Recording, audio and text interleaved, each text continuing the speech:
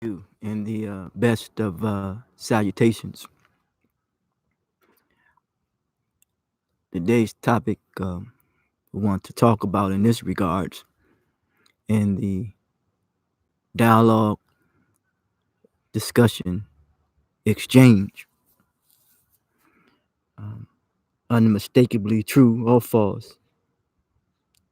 Want you to think on it and remember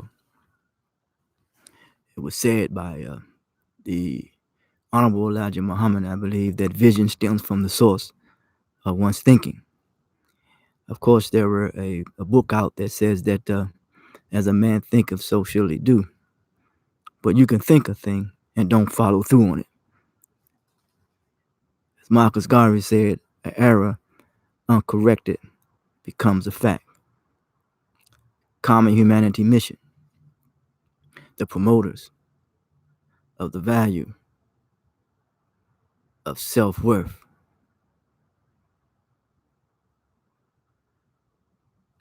communicating with precision a clearer image to the world through 5 channels: understanding, tolerance, temperance, confidence, and respect. And the mandate is to cultivate the light of knowledge that is in us all, or the potential of knowledge that is in us all. Think on it. Marcus Garvey, Race First, Self-Reliance, book that was written by Brother Tony. In a world of wolves, one should go armed.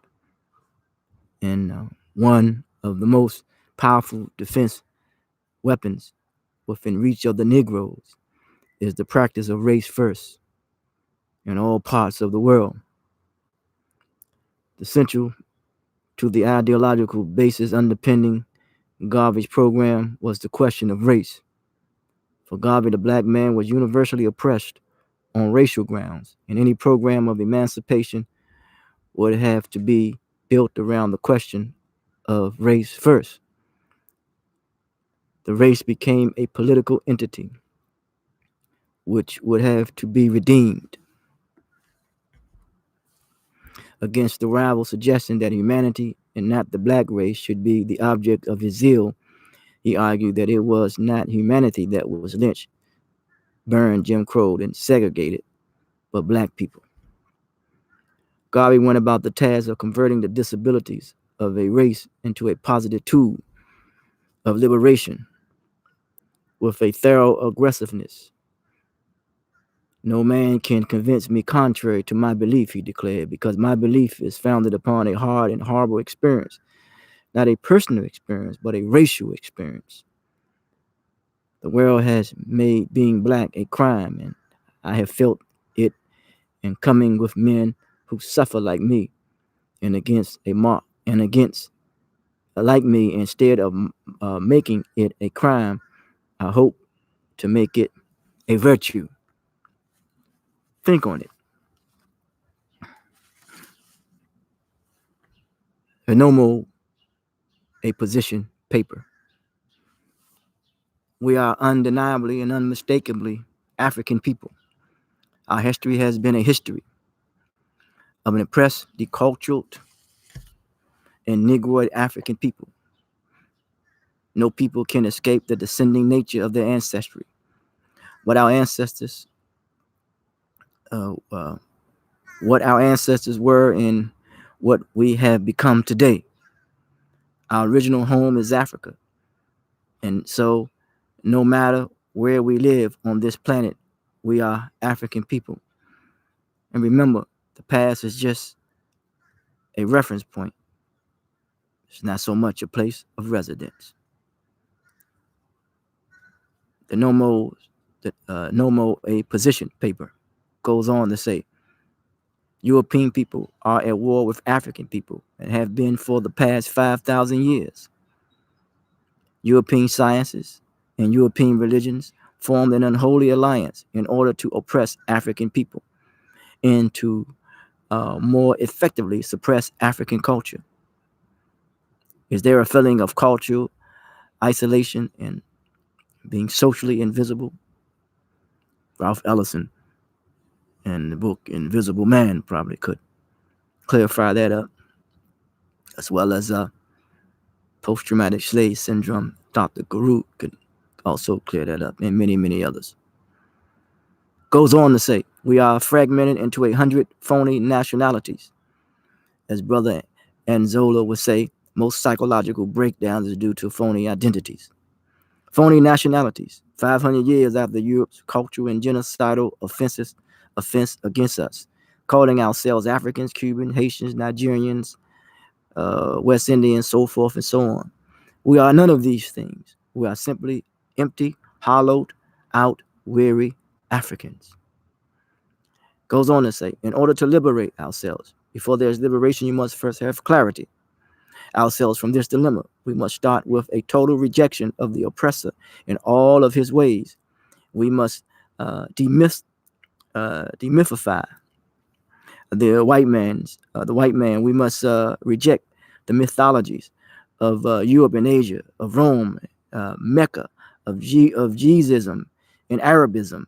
We must accept ourselves for what we are, for better or for worse. Goes on to say, just as we reject slavery, we must also reject slave names, slave nationalities, slave definitions of ourselves and of our world. We must always remember that people from elsewhere who were strangers to Africa, who were different from us, who bore no resemblance to us, went there with their arms, weapons, and took over the place, and with their religion kept us docile, divided, demoralized, and dumbfounded. They took our ancestors to their courts and judged them to contrary to our laws and our customs. It was a court of lies, pseudo-science, and religion by which they were humiliated and condemned. They are nobody anymore. They took us and scattered us throughout the Americas and West Indies, and we too became nobodies. We must be aware of these events and let our sole aim be to reestablish the place of our ancestors and reestablish uh, order amongst each other. We must know this and repeat this and to teach this to our children. Also to reestablish order in the U.S. We also must remember this, and it's but a moment in our history. We must re-Africanize everything that's being Europeanized. Our names, our clothes, our religion, our schools, our holidays, our games, our arts, our manners. As I come to learn to know, there must be a re-socialization process. My position. What I've come to learn to know from species, the planet Earth is a sociological structure, where there's inclusions and exclusions of groupings. This is a social construct that we do not interact for the most part with each other. It is also called crossbreeding. As I come to know through history, that the groups that migrate is for the purpose of their survival due to a shortage of food supply. They become socially accepted for the benefit of the group of whom they have come a part of. They start to adapt to the customs and the ways of the dominant culture at a price and a cost, where their customs and ways becomes lost through assimilation and amalgamation. They take on the feelings, the thoughts, the attitude, the language, and the actions that be their idiosyncrasies of the group that they have become a part of. This is by which it integrated acquires the social and psychological characteristics of the dominant group. It becomes this because as survival dictates this survival mechanism for the new group, or it can be used as a tactic and strategy, such what Alexander did when he told his generals to marry the women. And as they became amalgamated and took on the feelings and the attitude of the conquerors. It is based on the effort in doing so, and this effort and the manner in which we go through this re-Africanization or this re-Africanize or this re-socialization. New ideas and new norms. For most definitely here in America, we are a new people. Yes, We must demonstrate a real sense of universal tolerance one for another, which is designed to readdress not so much the myth of social diversity, but the aspirations of a people. And we realize that the greatest resource that we have is each other. We will also come to know that inner strength does not depend on being dominant in order to feel affirmed. Yes.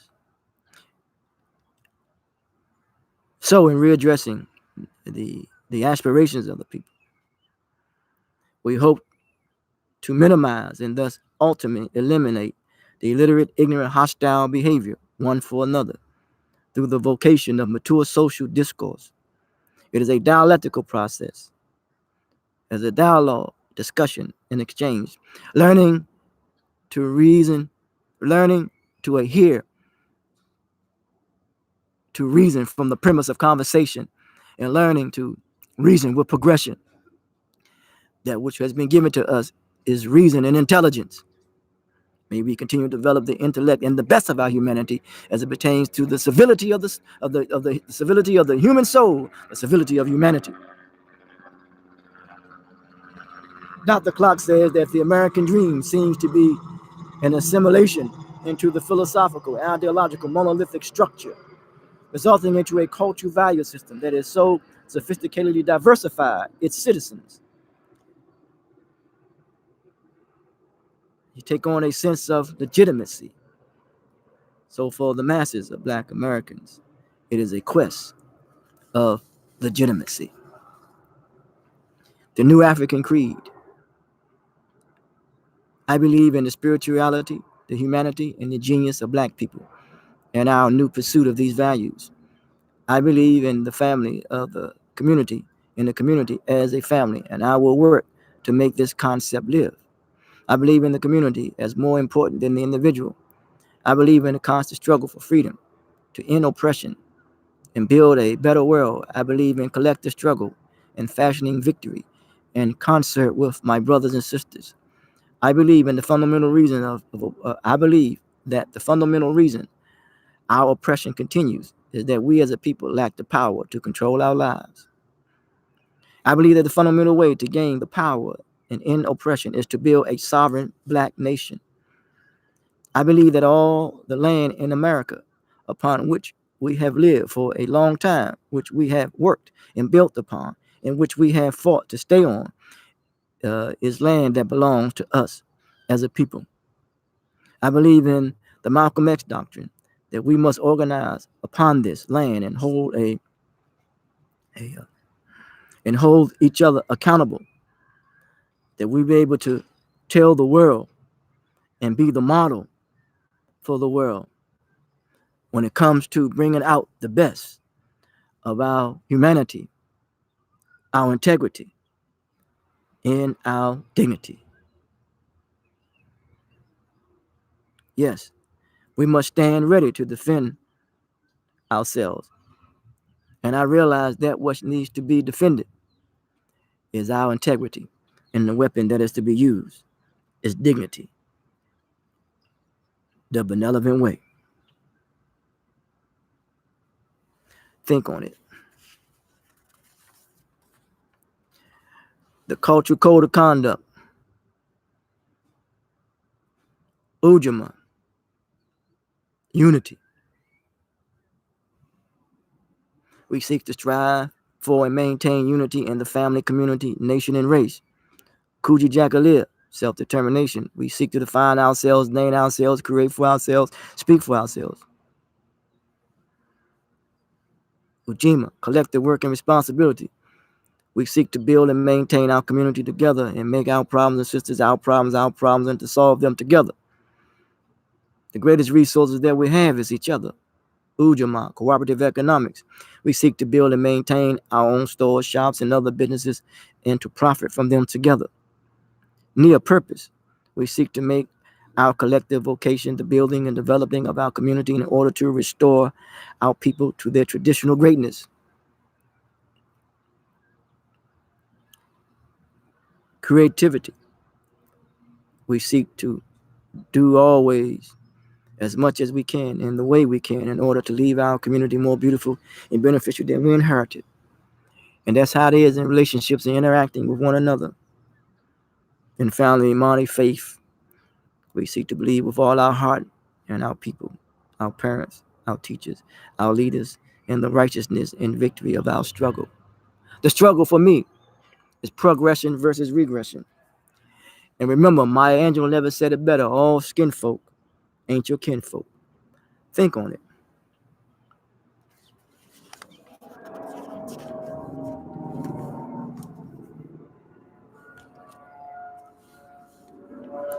I'm going to proceed on. There was something that took place in 1992 at the Pan-African movement. I just want to say what Dr. Clark shared when it comes to the Arab. He says it is obvious that Arabs are not Pan-Africanists. Quoting Professor Clark again, Arabs always act as though they are not in Africa. Once, when I was visiting Egypt, he said, I told my Egyptian Arab host to get a cab ready for the next morning that I was going to Kenya. So you are going to Africa to visit your people. We got no diseases here. Why are you leaving us? The host asked. The Arab in Africa will always be an Arab. They never were Africans and never would be. The Arab commitment has never been to Africa and will never be. This is the first self-liberating truism every Pan-Africanist must learn before they can seriously liberate Africa from all comers.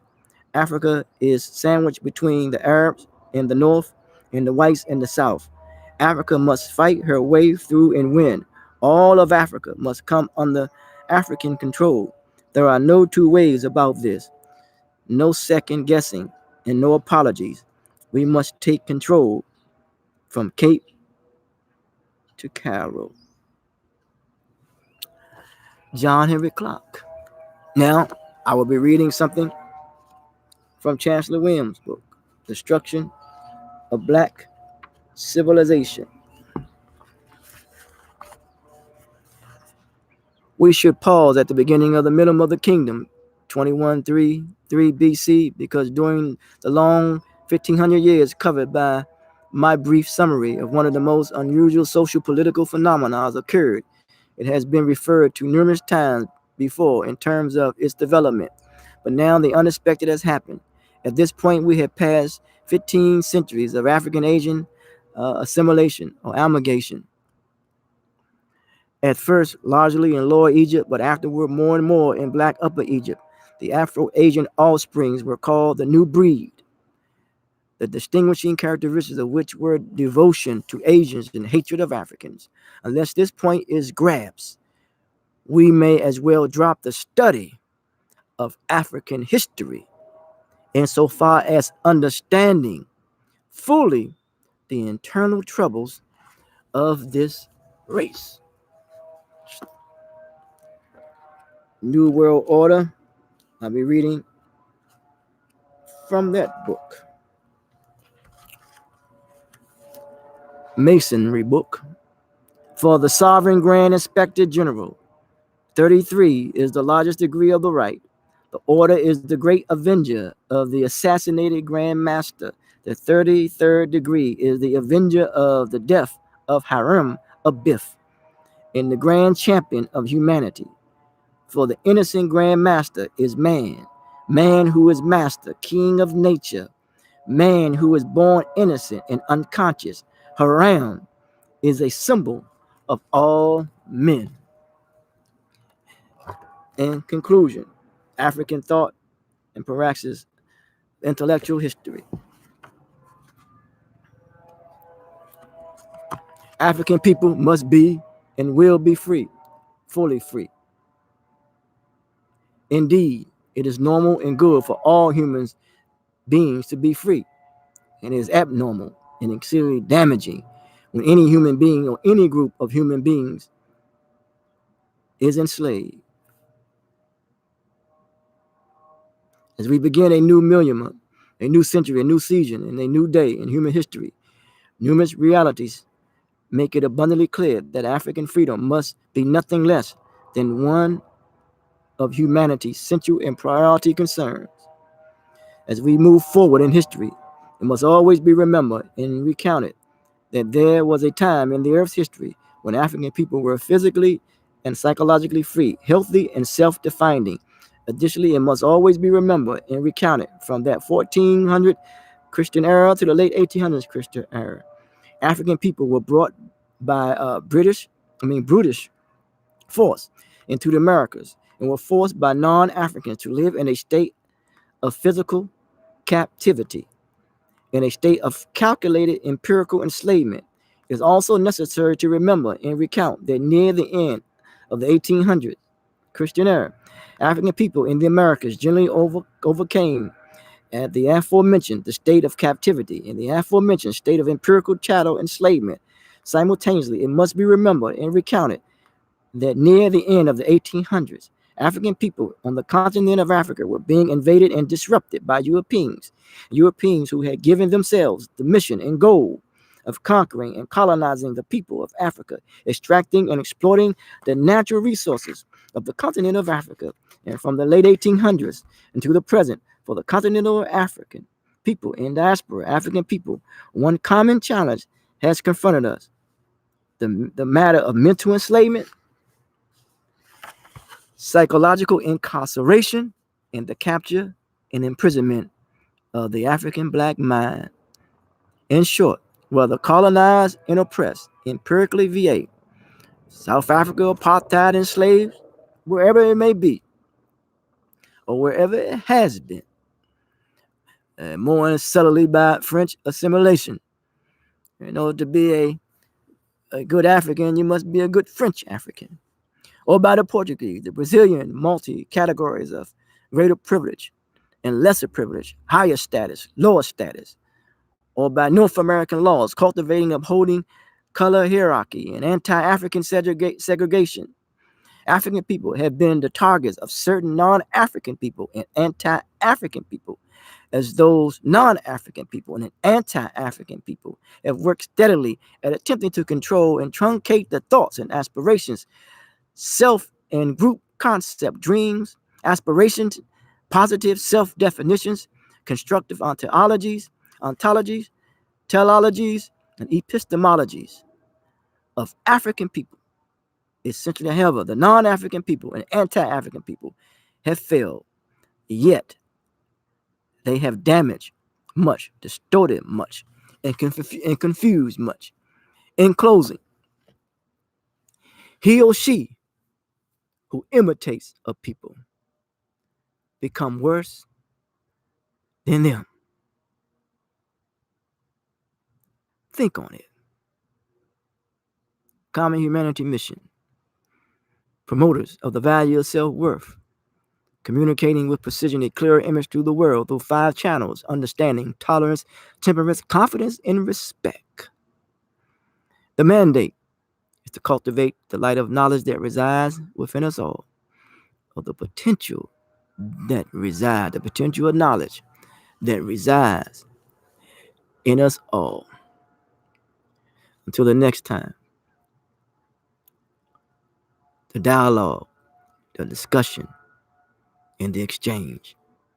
If we learn and adhere to reasoning from the premise of conversation and continue to learn to reason with progression.